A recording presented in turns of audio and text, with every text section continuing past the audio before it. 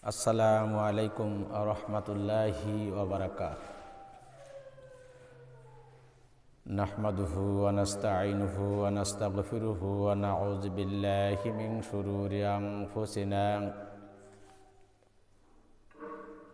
মান ইয়াহদিহিল্লাহু ফালা মুদিল্লা লাহু ওয়া মান ইউদ্লিলহু ফালা হাদিয়া লাহু। ونشهد أن لا إله إلا الله وحده لا شريك له ونشهد أن محمدا عبده ورسوله فقد قال الله تعالى في كلامه المجيد وفرقان الحميد فأعوذ بالله من الشيطان الرجيم بسم الله الرحمن الرحيم يا أيها الذين آمنوا كتب عليكم الصيام كما كتب على الذين من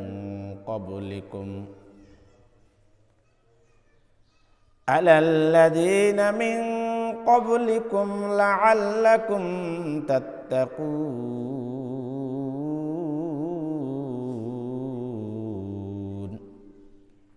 أو كما قال عليه الصلاة والسلام إن الله وملائكته يصلون على النبي يا أيها الذين آمنوا صلوا عليه وسلموا تسليما اللهم صل على محمد وعلى آل محمد كما صليت على إبراهيم وعلى آل إبراهيم إنك حميد مجيد اللهم بارك على محمد وعلى آل محمد كما باركت على إبراهيم وعلى آل إبراهيم إنك حميد مجيد সম্মানিত উপস্থিতি, আমরা রমজানুল মুবারকের প্রথম জুমা আর আজকে ষষ্ঠ রোজা। মসজিদের প্রথম ভাগে আল্লাহ রাব্বুল আলামিন আমাদেরকে আসার তৌফিক দিয়েছেন, বসার তৌফিক দিয়েছেন এবং কিছু বলার এবং শোনার তৌফিক দিয়েছেন। এজন্য আমরা শুকরিয়া আদায় করি, আলহামদুলিল্লাহ। রাব্বুল আলামিন পবিত্র কালামে পাকের সূরাতুল বাকারা এই যে 183 নম্বর আয়াত আমি আপনাদের সামনে পাঠ করেছি। এই আয়াতকে সামনে রেখে কিছু বলার চেষ্টা করব ইনশাআল্লাহ।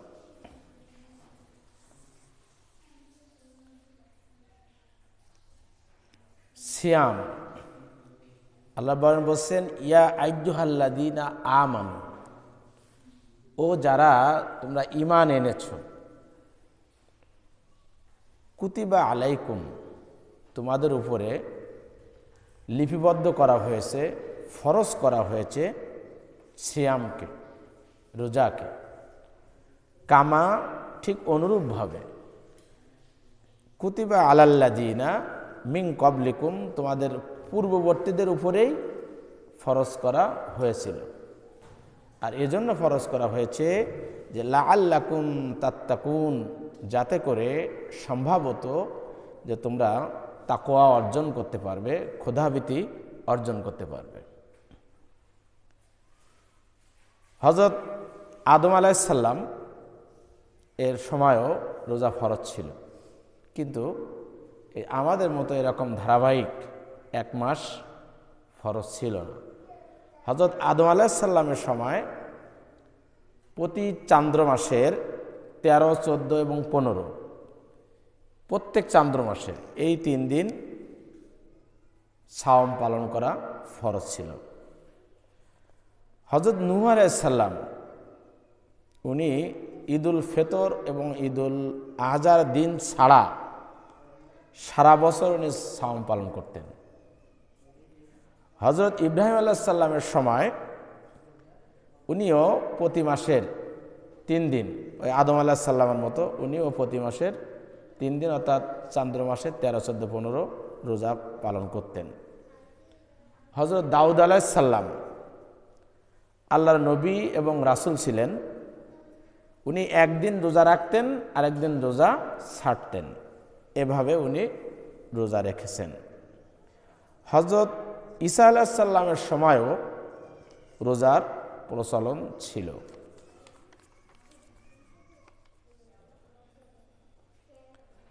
মারিয়াম আলাইহিস সালাম সূরাতুল মারিয়ামের আয়াত নম্বর 26, এখানে বলা হচ্ছে যে আল্লাহ বলছেন যে তুমি খাও ও পান করো এবং চোখ জোড়াও, যখন তুমি মানুষদের কাউকে দেখতে পাবে তখন তুমি মানুষদের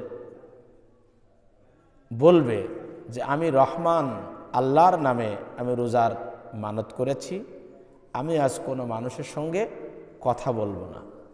সূরাতুল মারিয়াম আয়াত নম্বর 26। অর্থাৎ এখান থেকে বোঝা যাচ্ছে যে মারিয়াম আলাইহিস সালামও রোজা রেখেছেন। এখন আমাদের উপরে এই রোজাটা, এই সাওমটা কিভাবে আসলো, এটা হচ্ছে আমরা আজকে আলোচনা করব ইনশাআল্লাহ। আমাদের উপর রোজাটা 4টা ধাপে আল্লাহ রাব্বুল আলামিন ফরজ করেছেন, 4 ধাপে। প্রথম ধাপ হচ্ছে যে রমজানের রোজা ফরজ হওয়ার আগে নবীজি সাল্লাল্লাহু আলাইহি সাল্লাম প্রত্যেক মাসেই ওই আদম আলাইহিস সালামের যে আমল ওই রকম প্রত্যেক চান্দ্র মাসের 13, 14, 15 রোজা রাখতেন। এভাবে উনি রোজা রেখে রেখে অভ্যস্ত হয়েছেন, অর্থাৎ প্রথম ধাপে অভ্যাস করাইছেন এভাবে। আর এই যে 3টি রোজা রাখতেন নবী করিম সাল্লাল্লাহু আলাইহি সাল্লাম, এই 3 দিনের রোজাকে বলা হতো আইয়ামে বীজ, বীজের রোজা। এটা গেল প্রথম ধাপ। দ্বিতীয় ধাপ, কুরাইশরা জাহিলি যুগে আশুরা রোজা রাখত। কুরাইশরা নবী সাল্লাল্লাহু আলাইহি সাল্লাম মক্কা থেকে যখন মদিনায় হিজরত করলেন, হিজরত করে দেখে যে হযরত মুসা আলাইহিস সালামের অনুকরণে তার স্মৃতি পালনে আশুরা রোজা তারা রাখত। তখন নবী করিম সাল্লাল্লাহু আলাইহি সাল্লাম নিজেও রেখেছেন এবং সঙ্গী সাথী যারা ছিল তাদেরকেও রোজা রাখতে বলেছেন। তখন হচ্ছে এই রোজা ফরজ ছিল। তৃতীয় ধাপে আল্লাহ রাব্বুল আলামিন বলছেন সূরাতুল বাকারার 183 নম্বর আয়াত, এটাই হচ্ছে তৃতীয় ধাপে আসলো। আল্লাহ বললেন ইয়া আইয়ুহাল্লাযীনা আমানু, ও ঈমানদারেরা, কুতিবা ফরজ করা হয়েছে আলাইকুম তোমাদের প্রতি সিয়ামকে, কামা কুতিবা আলাল্লাযীনা মিন ক্বাবলিকুম লাআল্লাকুম তাত্তাকুন, তোমাদের পূর্ববর্তীদের উপরে যেরকম ফরজ করা হয়েছিল তোমাদের প্রতিও সেই রকমভাবে রোজা ফরজ করা হয়েছে। আর এজন্য ফরজ করা হয়েছে যে যাতে তোমরা তাকওয়াবান হতে পারো, ক্ষুধাভীতি অর্জন করতে পারো। এরপরে তৃতীয় ধাপে আবারও বলা হচ্ছে 184 নম্বর আয়াতে আল্লাহ বলছেন ওয়ালাল্লাযীনা ইউতীকুনাহু ফিদয়াতুন তুআমু মিসকিন ওয়ালাল্লাযীনা, আর যাদের জন্য রোজা কষ্টকর হবে, রোজা রাখা যাদের জন্য কষ্টকর হবে, এটা হচ্ছে তৃতীয় ধাপে। ফিদিয়াতুন তুআমু মিসকিন, তাদের কর্তব্য হচ্ছে যারা ফিদিয়া দিয়ে দেবে। তখনও কিন্তু রোজা এভাবে ফরজ হয়নি, এটা তৃতীয় ধাপ, যে রোজা রাখতে বলছেন আল্লাহ রাব্বুল আলামিন, কিন্তু যাদের জন্য রোজা কষ্টকর হবে, যারা রাখতে পারবে না, তারা হচ্ছে ফিদিয়া দিয়ে দেবে। ফিদিয়া কি? যে একজন মিসকিনকে খাবার প্রদান করবে। এরপরে আসলো চতুর্থ ধাপ। চতুর্থ ধাপে আল্লাহ রাব্বুল আলামিন সূরা বাকারার 185 নম্বর আয়াতে বলছেন, ফামান শাহিদা মিনকুমুশ শাহরা ফালয়াসুমহু। এবার আল্লাহ রাব্বুল আলামিন বললেন যে ফামান শাহিদা, যারা পাবে, মিনকুম তোমাদের মধ্যে, শাহরা রমজান পাবে, ফালয়াসুমহু সেজন্য রোজা রাখে। এবার আর কোনো ফিদিয়া দেওয়ার কোনো কথা এখানে বলে নাই। এবার রোজা এর চতুর্থ ধাপে এসে ফরজ করে দিয়েছেন। নবীজি সাল্লাল্লাহু আলাইহি সাল্লাম বলেন, সহিহ বুখারীর 8 নম্বর হাদিস এবং মুসলিম শরীফের 16 নম্বর হাদিস, যখন এই আয়াত নাজিল হল, নবী সাল্লাল্লাহু আলাইহি সাল্লাম বললেন, ক্বালান নবী সাল্লাল্লাহু আলাইহি ওয়াসাল্লাম বুনিয়াল ইসলামু আলা খামসিন। ইসলামের ভিত্তি হচ্ছে পাঁচটা খুঁটির উপর ইসলাম দাঁড়িয়ে আছে। তার প্রথম নাম্বার হচ্ছে যে শাহাদাত আল্লা ইলাহা ইল্লাল্লাহ ওয়া আন্না মুহাম্মাদার রাসূলুল্লাহ সাল্লাল্লাহু আলাইহি ওয়াসাল্লাম। ইসলামের খুঁটি হচ্ছে 5টা। এই খুঁটির প্রথম খুঁটি হচ্ছে যে কালিমা পড়তে হবে, অর্থাৎ কালিমা শাহাদাত পড়ে আপনার আমাকে মুসলমান হতে হবে, ঈমান আনয়ন করতে হবে। এরপরে হচ্ছে ওয়া ইকামিস সালাহ, নামাজ কায়েম করার কথা বলা হয়েছে 2 নম্বর। 3 নম্বর হচ্ছে ওয়া ইতাইজ যাকাত, যাকাত প্রদান করা। এরপর হচ্ছে ওয়া সাওমি রমজান, রমজান মাসে সাওম পালন করা। ওয়া হিজ্জুল বাইতি মান ইসতাতা ইলাইহি সাবিলা, এবং 5 নম্বর হচ্ছে যাদের আল্লাহ তাআলা টাকা পয়সা দিয়েছেন, যাদের সামর্থ্যবান যারা, তাদেরকে বলা হচ্ছে তারা হজ পালন করবে। নবী করিম সাল্লাল্লাহু আলাইহি সাল্লাম এটা বললেন। হযরত আবু হুরায়রা রাদিয়াল্লাহু তাআলা আনহু হতে বর্ণিত, তিনি বলেন, ইয়া রাসূলুল্লাহ সাল্লাল্লাহু আলাইহি ওয়াসাল্লাম মাজনি বি আমালি, আমাকে একটি উত্তম নেক আমলের কথা আমাকে বলে দিন, আমাকে নির্দেশ দিয়ে দিন। কে বলছেন? আবু হুরায়রা। ক্বালা আলাইকা বিসসাম, নবী সাল্লাল্লাহু আলাইহি ওয়াসাল্লাম বললেন, তুমি রোজা পালন করো। ফাইন্নাহু লা আদলা লাহু, কেননা এর সমমর্যাদা সম্পন্ন কোনো আমল আর নাই। সহিহ নাসাই 2222 নম্বর হাদিসে এটা বর্ণিত হয়েছে। মুসনাদে আহমদের 9225 নং হাদিসে নবীজি সাল্লাল্লাহু আলাইহি ওয়াসাল্লাম বললেন, আসিয়ামু জুন্নাতু ওয়া হাসিনু মিনান নার, সিয়াম হচ্ছে ঢাল স্বরূপ এবং জাহান্নাম থেকে বাঁচার এক মজবুত দুর্গ। সিয়ামটা হচ্ছে ঢাল স্বরূপ। আমরা যুদ্ধের ময়দানে অনেক সময় দেখা যায় যে ঢাল ইউজ করে, ঢাল ব্যবহার করে, যে প্রতিপক্ষের আক্রমণ থেকে বাঁচার জন্য। ঠিক তেমনি আমরা যদি সাওম পালন করি, আমরা রোজা রাখি, তাহলে এই রোজাটা হচ্ছে আমাদের এই পাপের বিরুদ্ধে, এটা হচ্ছে ঢাল স্বরূপ। এটা নবী করিম সাল্লাল্লাহু আলাইহি ওয়াসাল্লাম বলছেন মুসনাদে আহমদের 9225 নং হাদিসে। বুখারী শরীফের 1904 নম্বর এবং মুসলিম শরীফের 1151 নম্বর হাদিসে নবী করিম সাল্লাল্লাহু আলাইহি ওয়াসাল্লাম বললেন,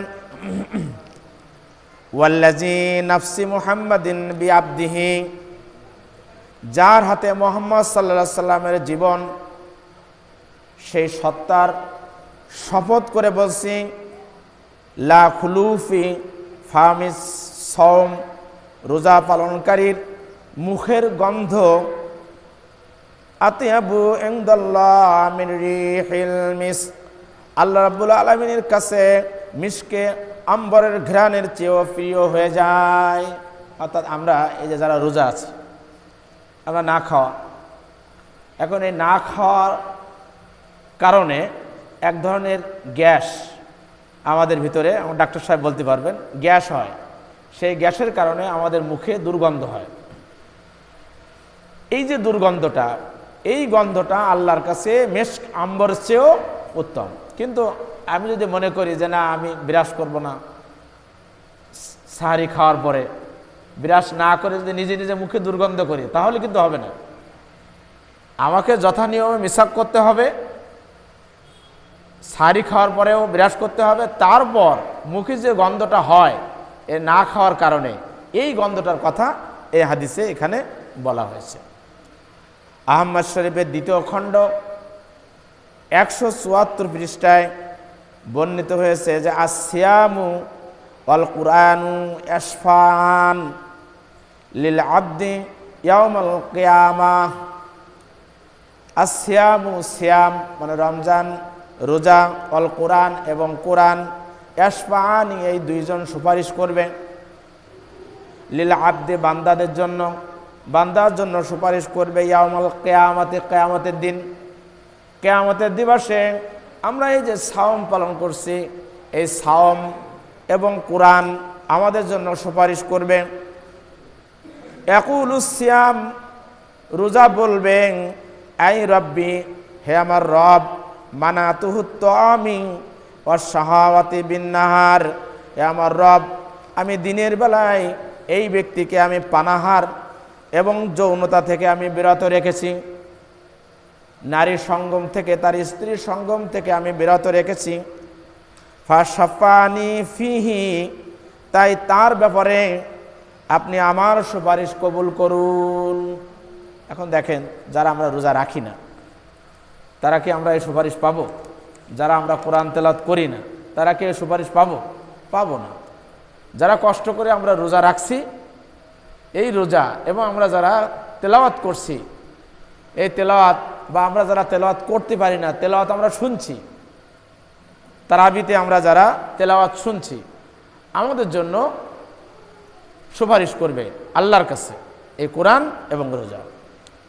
ওয়ায়াকুলুল কোরআন, কোরআন বলবে, হে আমার রব, মানাতুহুন নাওমা বিল্লাইল, আমি এই ব্যক্তিকে রাতের বেলায় আমি ঘুম পড়তে দিই নাই, ও ঘুম না পড়ে আমাকে অধ্যয়ন করেছে, আমাকে তেলাওয়াত করেছে, অথবা আমার তেলাওয়াত সে শুনেছে, আমি তাকে ঘুম থেকে আমি বিরত রেখেছি।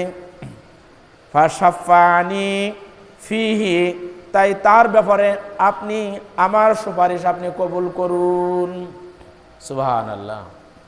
তাহলে আমরা যারা পড়তে পারি না তারা অন্তত আমরা তারাবিতে এসে কোরআন আমরা শুনব।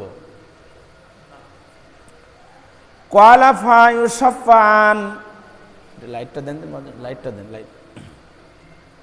কোয়ালাফা ইউসাফান, নবীজি সাল্লাল্লাহু আলাইহি সাল্লাম বললেন, অতঃপর উভয়ের সুপারিশ কবুল করা হবে, রমজানের এবং কোরআন, দুইজন সুপারিশ করবে, এই সুপারিশ তখন কবুল করা হবে। বলুন সুবহানাল্লাহ। এই রোজা যে আমরা রাখছি, এই রোজা আমাদের গুনাহের জন্য কাফফারা।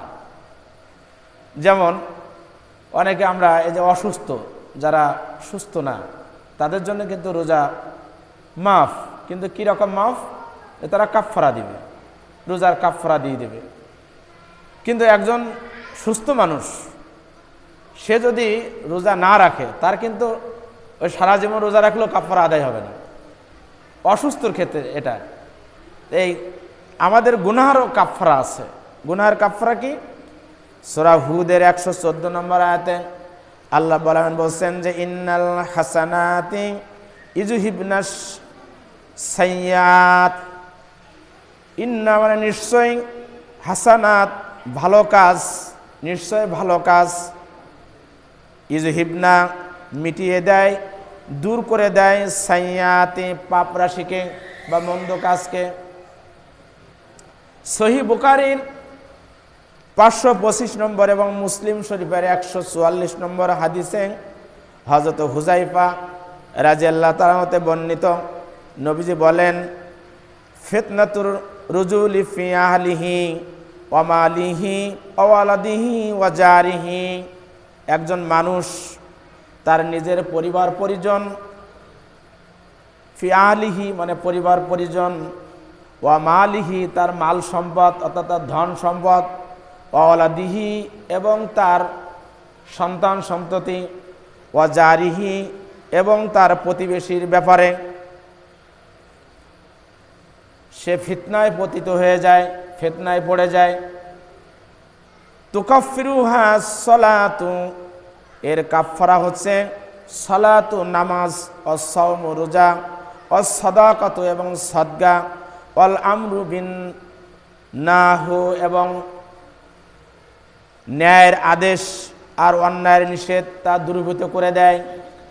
একজন মানুষ যখন আমরা যখন আমাদের পরিবার পরিজনের জন্য, আমাদের সন্তান সন্ততির জন্য, আমাদের প্রতিবেশীর জন্য, প্রতিবেশীর কারণে যখন আমরা ফিতনায় পড়ে যাই, এই ফিতনা থেকে রাব্বুল আলামিন আমাদেরকে সালাতের কারণে, আমাদের রোজার কারণে এবং আমাদের দান সদকার কারণে আল্লাহ রাব্বুল আলামিন আমাদের এই বিপদ দূর করে দেয় এবং ন্যায় কাজের আদেশ আর অন্যায় কাজের নিষেধ এইগুলো করার কারণে আমাদের এর থেকে আমাদের দূরীভূত করে দেয়, দূরে রেখে দিয়ে দেয়। এজন্য এই রমজান এখন চলছে, এই রমজানে আমরা সাদকা দেওয়ার চেষ্টা করব।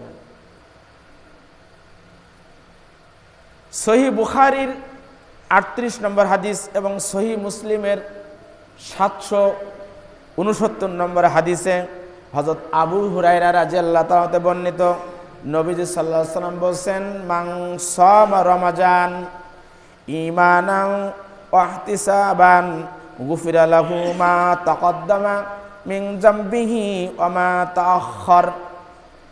মান সামা রমাজান, যে ব্যক্তি রমজানের রোজা রাখে ঈমানের সাথে এবং ইহতিসাবানের সাথে, গুফিরা লাহু তার মাফ করে দেওয়া হয় মা তাকদ্দামা মিন যামবিহি তার পূর্বিকার এবং পরের যত গুনাহ রয়েছে এই গুনাহসমূহকে আল্লাহ রাব্বুল আলামিন মাফ করে দেন। ক্বালা রাসূলুল্লাহ সাল্লাল্লাহু আলাইহি ওয়াসাল্লাম, রাসূলুল্লাহ সাল্লাল্লাহু আলাইহি ওয়াসাল্লাম আরো বলেন, ইন্না ফিল জান্নাতি বাবা, জান্নাতে এমন একটা দরজা রয়েছে, সেই দরজা ইউকালু লাহু রায়্যান, যার নাম হচ্ছে রায়্যান। রায়্যান নামক জান্নাতের একটা দরজা রয়েছে। ইয়াদখুলু মিনহু সাইমুন ইয়াওমাল কিয়ামাহ, ইয়াদখুলু মিনহু সাইমুনা অর্থাৎ সায়ামকারীরা, রোজা পালনকারীরা প্রবেশ করবে ইয়াওমাল কিয়ামাহ, কিয়ামতের দিনে সেই দরজা দিয়ে তাদেরকে প্রবেশ করানো হবে। রায়্যান নামক একটা দরজা, শুধুমাত্র সেটা রোজাদারদের জন্য, অন্য কারোর জন্য না। লা ইয়াদখুলু মিনহু আহাদুন গায়রুহুম, রোজাদার ছাড়া অন্য কাউকে সেই দরজা দিয়ে প্রবেশ করানো হবে না। ইউকালু আইনা সাইমুন, সেদিন বলা হবে, কিয়ামতের দিন বলা হবে, ঘোষণা করা হবে যে রোজা পালনকারীরা কোথায়, এভাবে ডাক দেওয়া হবে, রোজা পালনকারীরা কোথায়। ফায়াকুমু, তখন যারা রোজা রেখেছে, যারা রোজা পালন করেছে এই দুনিয়াতে, তখন তারা দাঁড়িয়ে যাবে। দাঁড়িয়ে যাওয়ার পরে ওই দরজা দিয়ে, রায়্যান নামক দরজা দিয়ে তাদেরকে জান্নাতের ভিতরে প্রবেশ করানো হয়। বলুন সুবহানাল্লাহ। লা ইয়াদখুলু মিনহু আহাদু গায়রুহুম, তারা প্রবেশ করার পর ওই দরজাটি বন্ধ করে দেওয়া হবে। শুধুমাত্র কেবলমাত্র একমাত্র যারা রোজা পালন করে, যারা রোজা রাখে, তারাই শুধু ওই দরজা দিয়ে জান্নাতে প্রবেশ করবে। ফাইজা দাখালু উখলিকু ফালাম ইয়াদখুলু মিনহু আহাদ, ফলে তারা ব্যতীত অন্য কেউ আর সেই দরজা দিয়ে আর প্রবেশ করতে পারবে না। এখন দেখেন, এই রোজার অসংখ্য ফজিলত, অসংখ্য হাদিস রয়েছে।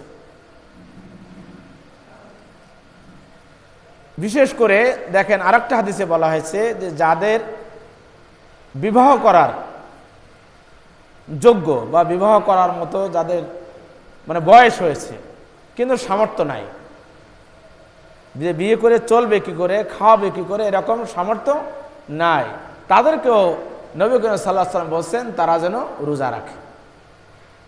এভাবে রোজার ফজিলাতকে বর্ণনা করা হয়েছে।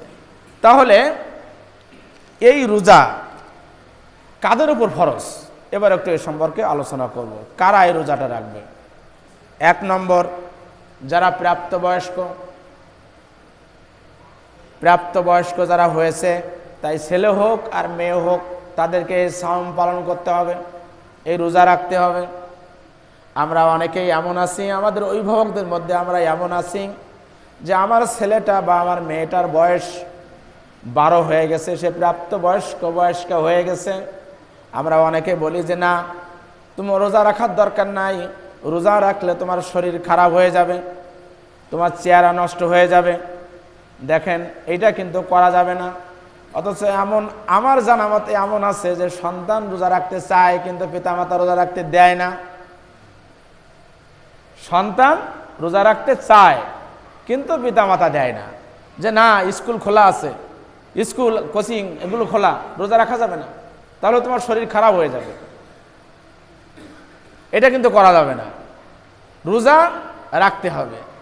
এমন বলা হয়েছে যে আমার এই যে কিছুদিন আগে আমার কলিগ, তার শাশুড়ি ডায়রিয়া হয়েছে, বয়স প্রায় 70-এর কাছাকাছি, কিন্তু তার ছেলে বলছে যে মা তুমি রোজা এবার ভাঙো।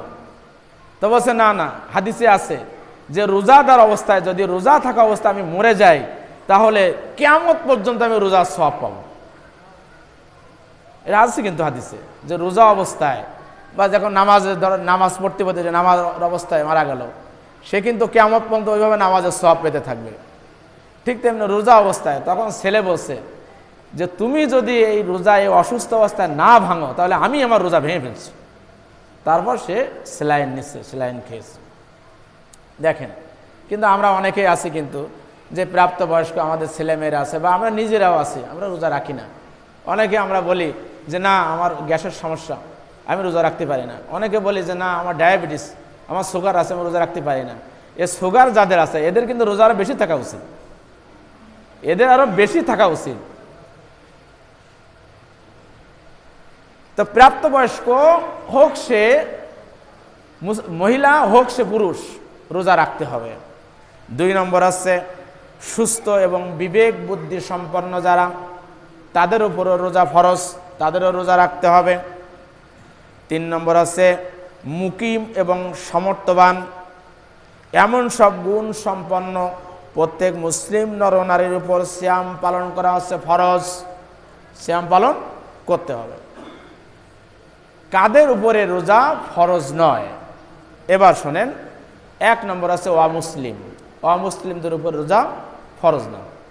অমুসলিমরা উপবাস থাকে, মাঝে মাঝে শোনা যায় আমাদের আশেপাশে হিন্দু ভাইরা আছে, তারা উপবাস থাকে, তাদের কোনো কাজে আসবে না, আল্লাহর কাছে এটা তাদের কোনো কাজে আসবে না, কারণ অমুসলিমদের রোজা রাখে কোনো উপকার নাই। 2 নম্বর নাবালেগ, নাবালেগদের উপরে রোজা ফরজ না, কিন্তু এখানে একটা হাদিসে বলা হয়েছে যে 7 বছর বয়স যখন হবে সন্তানের, তখন তাদেরকে প্র্যাকটিস করাতে হবে। দরকার হলে অর্ধেক থাকবে, সকাল থেকে শুরু করে দুপুর পর্যন্ত থাকবে, তাদেরকে প্র্যাকটিস করাতে হবে, রোজা রাখার অভ্যাস করাতে হবে। যেমন আল্লাহ রাব্বুল আলামিন, আপনারা যারা প্রথমে আসেননি, 4 ধাপে আমাদের উপর রোজা ফরজ করেছেন, একবারে কিন্তু ফরজ করেন নাই। প্রথম ধাপে যে আমাদের অভ্যাস করাইছে, অভ্যাস সেটা হচ্ছে যে প্রতি চান্দ্র মাসের 13, 14, 15, এটা আমি আলোচনা করেছি। তারপর যে হযরত মুসা আলাইহিস সালামের সময় তারা আশুরার একটা রোজা রাখতো, সেই রোজা রাখছে। এরপরে রোজা রাখার যখন বিধান আসছে তখন বলছে যে যাদের উপর কষ্ট হবে তাদের না রাখলেও হবে, ফিদিয়া দিয়ে দিলে হবে। আর পরের ধাপে একদম 4র্থ ধাপে রোজা ফরজ করা হয়েছে। তো নাবালেগ যারা, তাদের 7 বছর বয়স হলে তাদেরকে চর্চা করাতে হবে, প্র্যাকটিস করাতে হবে। 10 বছরে তারা 2-1টা রাখবে, এরপরে 12 বছর তাদের হিসাব শুরু হয়ে যাবে, তখন তাদের 2 পাশে 2 ফেরেশতা লেখার জন্য প্রস্তুত থাকবে এবং তারা আমল লিখতে থাকবে। এরপরে পাগলের উপর কিন্তু রোজা ফরজ না। যারা পাগল, কারণ তাদের জ্ঞান নাই, বিবেক নাই, বুদ্ধি নাই, তারা বুদ্ধি সম্পন্ন না। এরপরে হচ্ছে এমন বৃদ্ধ লোক যে ভালো মন্দ পার্থক্য করতে পারে না, বয়স হয়ে গেছে, এমন বয়স যে কোনটা ভালো কোনটা মন্দ এটা সে পার্থক্য করতে পারে না, তার উপরে রোজা ফরজ না, তার জন্য ফিদিয়া দিয়ে দিতে হবে। এমন বৃদ্ধ ব্যক্তি, সে রোজা রাখা তার উপরে সামর্থ্য না, বা এমন রোগী যার রোগ মুক্তির সম্ভাবনা নেই, ধরেন এমন ক্যান্সার হয়ে গেছে বা এমন বড় রোগ হয়েছে যে সম্ভাবনা নাই, এমন ব্যক্তিদের উপরে ফিদিয়া দেওয়া হচ্ছে ওয়াজিব, তারা ফিদিয়া দিয়ে দেবে। অর্থাৎ তারা কাউকে রোজা রাখাবে, বা কোনো হাফেজ হোক বা কোনো লিল্লা বোর্ডিং হোক, একটা ব্যক্তির রোজা রাখতে 1 মাসে কত খরচ হয় সেটা দিয়ে দিতে হবে, না দিলে কিন্তু সমস্যা। এরপরে হচ্ছেন যে মুসাফিরের উপরে রোজা ফরজ না। সে যখন মুসাফির অবস্থায় থাকবে তখন মুসাফির শেষ হয়ে গেলে যখন মুকিম হবে, যখন সে তার বাড়িতে চলে আসবে তখন তাকে রোজা রাখতে হবে। এই যে মুসাফির অবস্থায় যে রোজাগুলো তার চলে গেল সেই রোজাগুলো পরে কাজা করতে হবে। এরপর আছে রোগাক্রান্ত ব্যক্তি, এমন রোগ যে রোগের জন্য তাকে হয়তো ঘন্টায় ঘন্টায় ওষুধ খেতে হয় বা ঘন্টায় ঘন্টায় ওষুধ নেওয়া লাগে, কিন্তু যদি কারো চোখের সমস্যা হয় চোখে কিন্তু সে ড্রপ দিতে পারবে, চোখের ড্রপ দেওয়ার কারণে কিন্তু রোজা ভাঙবে না। এরপর হচ্ছে ঋতুবতী মহিলা, অর্থাৎ যে সমস্ত মহিলাদের মাসিক হয়, মাসিক চলাকালীন সময় তারা কিন্তু রোজা রাখতে পারবে না, এই রোজাগুলি তারা পরে পালন করে দিবে। এরপর হচ্ছে গর্ভবতী এবং দুগ্ধদানকারী মহিলারা, এরাও রোজা রাখবে না, এরাও রোজা পরে রাখবে। আর শেষ নম্বর হচ্ছে দুর্ঘটনায় পতিত বা বিপদগ্রস্ত লোককে রক্ষাকারী ব্যক্তি, দুর্ঘটনায় পতিত হয়ে গেছে বা বিপদগ্রস্ত লোক তার রক্ষাকারী, এমন ব্যক্তিও রোজা না রাখলেও চলবে, এদেরকে পরে রোজা রাখতে হবে। তাহলে দেখেন যে আমরা কিন্তু যারা সুস্থ তারা কিন্তু কোনোভাবেই আমরা রোজাটাকে আমরা বাদ দিতে পারবো না, যতই কষ্ট হোক আমাদেরকে রোজা রাখতে হবে। এবং এই দিনের বেলা রোজা রাখতে হবে, আর রাতের বেলায় আমাদের কিয়াম করতে হবে। সেই কিয়াম হচ্ছে তারাবি। কিন্তু বর্তমানে এই তারাবি নিয়েও সমস্যা, অন্য সময় কিন্তু সমস্যা হয় না, এই সময়টা কিন্তু সমস্যা করে। কেউ বলে 8 রাকাত, কেউ বলে 12 রাকাত, কেউ বলে 20 রাকাত। আল্লাহ রসুল তারাবি ধারাবাহিকভাবে 20 রাকাত পড়েন নাই বা ধারাবাহিকভাবে পড়েন নাই। কেন পড়েন নাই? কেননা আল্লাহ রসুল যদি ধারাবাহিকভাবে কোনো কিছু করতেন সেটা আমাদের জন্য ফরজ হয়ে যেত, এজন্য করেন নাই। কিন্তু বড় বড় সাহাবী যারা ছিলেন খোলাফায়ে রাশিদিনের যুগে, বিশেষ করে হযরত ওমর রাদিয়াল্লাহু তাআলা আনহু, এই ওমর রাদিয়াল্লাহু তাআলা আনহুর আমলে এই তারাবির নামাজ 20 রাকাত এটা কিন্তু উনি এটা করেছেন। দেখে মসজিদে এক এক কোনায় এক একজনেরা নামাজ পড়ছে, মানে খণ্ড খণ্ড হয়ে বিচ্ছিন্নভাবে, উনি হযরত কাব রাদিয়াল্লাহু তাআলা আনহুর নেতৃত্বে দিয়ে উনি এই নামাজকে একাত্রে জামাতের সাথে 20 রাকাত পড়ার বিধান উনি চালু করেছেন। হযরত ওসমান রাদিয়াল্লাহু তাআলার আমলেও এরকম 20 রাকাত ছিল, হযরত আলী রাদিয়াল্লাহু তাআলার আমলেও এরকম 20 রাকাত ছিল। এই যে তারাবির নামাজ 8 রাকাত, এইটা হচ্ছে চালু হয়েছে আমাদের ভারত থেকে। প্রথম হচ্ছে ভারত থেকে এটা চালু হয়েছে, ভারত থেকে এটা চালু হতে হতে হতে হতে তারপর এটা গেছে সৌদি আরবে। তারাবির নামাজ যে 20 রাকাত, 304টা দলিল আছে আমার কাছে, 304টা দলিল। এজন্য এটা নিয়ে আপনারা কেউ বিতর্ক করবেন না, বিতর্ক যাবেন না। যদি কেউ 8 রাকাত পড়ে পড়ুক, যদি কেউ 20 রাকাত পড়ে পড়ুক, যদি কেউ 4 রাকাত পড়ে পড়ুক, যদি কেউ 12 রাকাত পড়ে পড়ুক, বিতর্ক কেউ করবেন না। অনেক সময় পেপার পত্রিকায় দেখা যায় যে তারাবির নামাজে 8 রাকাত আর 20 রাকাত নিয়ে মানে 2-1 নিহত হওয়ারও খবর পাওয়া যায়। এইটা করা যাবে না। ইবনে মাজাহ শরীফের 42 নম্বর হাদিসে নবী করিম সাল্লাল্লাহু আলাইহি ওয়াসাল্লাম একটা দীর্ঘ হাদিস, সময় শেষ প্রায়, আমি সংক্ষেপে বলছি, শুধুমাত্র তারাবির বিষয়টিকে বলছি। একটা দীর্ঘ হাদিস আপনারা দেখে নেবেন, ইবনে মাজাহ মোবাইলের অ্যাপসের ভিতরেও আছে। 42 নম্বর হাদিসে নবী করিম সাল্লাল্লাহু আলাইহি সাল্লাম বলছেন যে এমন একটা জামানা চলে আসবে, সেই জামানায় মানুষেরা ফিতনায় পড়ে যাবে, ফিতনার ভিতরে পড়ে যাবে। সেই জামানায় নবী করিম সাল্লাল্লাহু আলাইহি সাল্লাম বলছেন, যারা আমার হিদায়াত প্রাপ্ত খুলাফায়ে রাশিদিন, তারা যদি কোনো বিধান দিয়ে যায় সেটা আমাদের জন্য মানতে হবে। আর এই যে তারাবির নামাজ, এটা 20 রাকাত, এটা হচ্ছে এই হাদিসের ভিতরে রয়েছে, কারণ এটা করছে হযরত ওমর রাদিয়াল্লাহু তাআলা আনহু। আর ওমর রাদিয়াল্লাহু তাআলা আনহু একজন হিদায়াত প্রাপ্ত খোলাফায়ে রাশিদিনের একজন অন্যতম একজন প্রতিনিধি আমাদের জন্য। যাই হোক, আজকে যে বিষয়ে আলোচনা করলাম আমি যেন মানতে পারি এবং আপনারাও মানার